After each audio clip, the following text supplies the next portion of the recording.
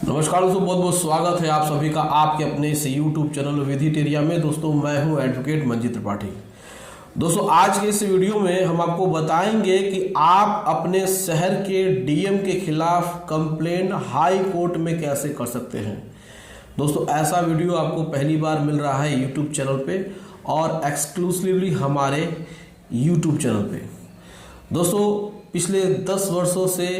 High court और DRT में मैं केस लड़ता आया हूं और मैंने अपने अनुभव में देखा है कि बैंक किस प्रकार से डीएम ऑफिस में सेटिंग्स कर लेते हैं और प्रॉपर डॉक्यूमेंट नहीं होने के बावजूद भी वो सेक्शन 14 में ऑर्डर ले आते हैं और इसमें बॉरोवर को सबसे ज़्यादा नुकसान होता है। दोस्तों हम आपको बता दें कि सरफेसी एक्ट का सेक्शन 14 ये कहता है कि अगर कोई भी व्यक्ति लोन लिया है, सिक्योर्ड लोन लिया है और वह बैंक का पैसा नहीं देता है और उसका अकाउंट एनपी हो जाता है, तो बैंक के पास राइट है कि वह सेक्शन 13 क्लॉज 2 और 13 क्लॉज 4 की नोटिस के बाद सेक्शन 14 के अंतर्गत डीएम के पास उस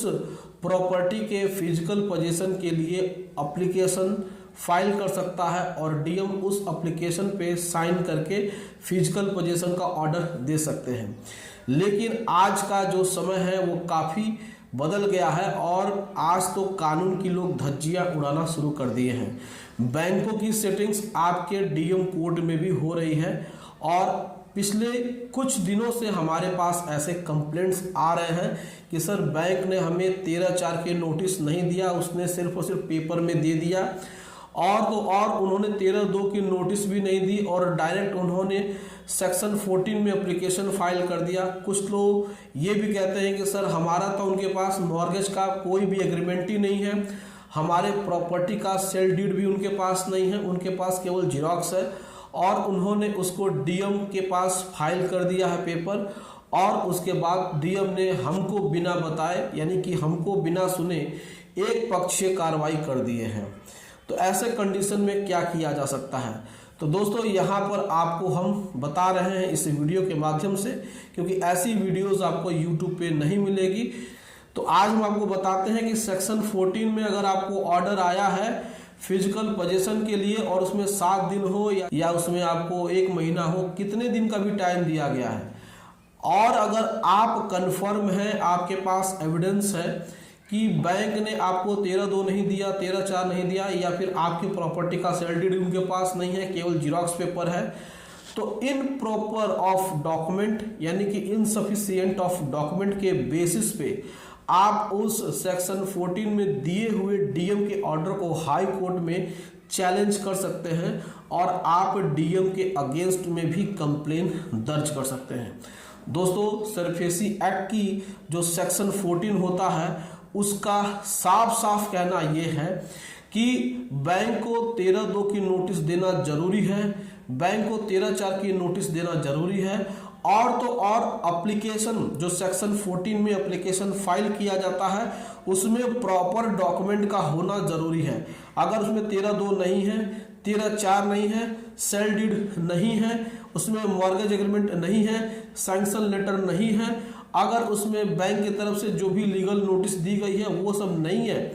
तो ऐसे एप्लीकेशन को रिजेक्ट किया जा सकता है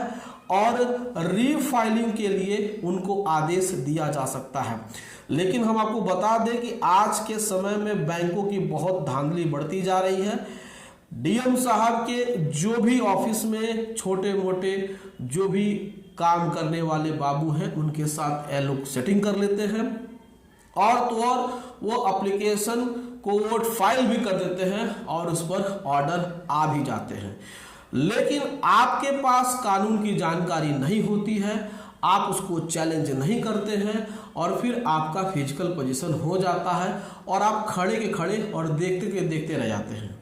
तो जब तक आप इसमें ऑब्जेक्शन एप्लीकेशन फाइल नहीं करेंगे तब तक आपको जस्टिस नहीं मिलेगा, तब तक आपका जो पोजीशन है वो नहीं रुकेगा। दोस्तों सेक्शन 14 में साफ साफ जो शब्दों में लिखा गया है डीएम साहब को, उसमें उसको अक्षरशः पालन करना अनिवार्य है। अगर एक डॉक्यूमेंट भी मिसिंग है तो सेक्शन 14 में ऑर्डर नहीं हो सकता है। इसमें आर्टिकल 226 में आप सीधे हाई कोर्ट में दरवाजा खटखटा सकते हैं और ऐसे आदेश को चैलेंज कर सकते हैं और एविडेंस के रूप में आप उसमें अपनी पॉइंट को रेज कर सकते हैं कि डीएम साहब ने बिना डॉक्यूमेंट चेक किए उसमें आदेश पारित कैसे हो गया। सेक्शन 14 में अगर आदेश पारित हुआ है तो उसमें प्रॉपर डॉक्यूमेंटेशन होना चाहिए। अगर डॉक्यूमेंट नहीं है, इनसफिशिएंट डॉक्यूमेंट है, इनएप्रोप्रिएट डॉक्यूमेंट्स है, तो उन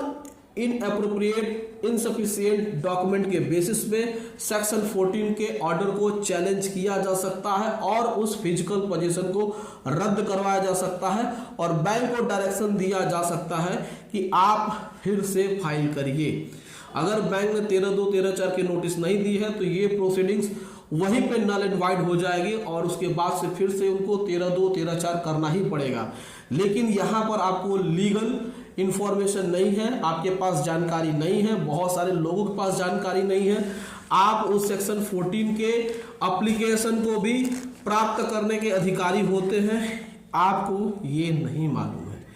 क्योंकि ऐसे वीडियोस आपको यूट्यूब पे नहीं मिलेंगे क्योंकि बहुत सारे लोग तो इस बात को जानते ही नहीं है। तो सेक्शन 14 में जब भी ऑर्डर होता है तो उसकी एक कॉपी बोरो को भी दी जाती है। आप ऑब्जेक्शन एप्लीकेशन फाइल कैसे करेंगे? तो सबसे पहले तो आपके अगेंस्ट में अगर ऐसा कुछ होता है तो तुरंत आप एक एडवोकेट हायर करिए और फिर उसको हाई कोर्ट में चैलेंज कराइए। इसको आप डीआरटी में चैलेंज मत कराइए। डीआरटी में यहाँ चैलेंज करेंगे तो यहाँ की प्रोसीडिंग्स थोड़ी लेंदी होती हैं, यानी कि यहाँ पे लेट हो जाएगा और उसके बाद फिर जो फिजिकल पोजीशन बना हुआ है वो बना का बना रह जाएगा और फिर यहाँ पे आपको नुकसान होगा। तो आपको जब भी सेक्शन 14 में ऑर्डर आए तो अगर आप कॉन्फिडेंट हैं कि ऐसी चीजें आपके खिलाफ नहीं हुई हैं, 13/2 की नोटिस नहीं आई है, 13/4 का नोटिस नहीं आया है, बैंक ने किसी भी प्रकार से आपसे सेल डीड नहीं लिया है, यानी कि मॉर्गेज एग्रीमेंट नहीं हुआ है, केवल सिर्फ और सिर्फ जीरोक्स पेपर पे ही आपका आदेश आ गया है, तो आप इनएप्रोप्रिएट या फिर इनसफिशिएंट ऑफ डॉक्यूमेंट के बेसिस के आधार पर सेक्शन 14 के उस आदेश को आप रद्द करवाने के लिए हाई कोर्ट में स्टे एप्लीकेशन फाइल कर सकते हैं और डीएम ऑर्डर को चैलेंज कर सकते हैं। तो दोस्तों, ये जानकारी कैसी लगी कमेंट करके अपनी राय जरूर बताएं। दोस्तों, अगर आपको भी किसी प्रकार से लीगल एडवाइस की ज़रूरत है तो आप स्क्रीन पे दिए हुए हमारे व्हाट्सएप नंबर पे संपर्क कर सकते हैं और घर बैठे ही लीगल एडवाइस ले सकते हैं। दोस्तों, वीडियो अच्छी लगी हो वीडियो को लाइक करिए, इसे अपने दोस्तों और रिश्तेदारों में शेयर करिए और हमारे चैनल को सब्सक्राइब करके हमें सपोर्ट जरूर प्रदान करिए। चलिए मिलते हैं अगली वीडियो में एक नए टॉपिक के साथ। तब तक आप अपना और अपने पूरे परिवार का ध्यान जरूर रखिए। Thank you so much. जय हिंद दोस्तों।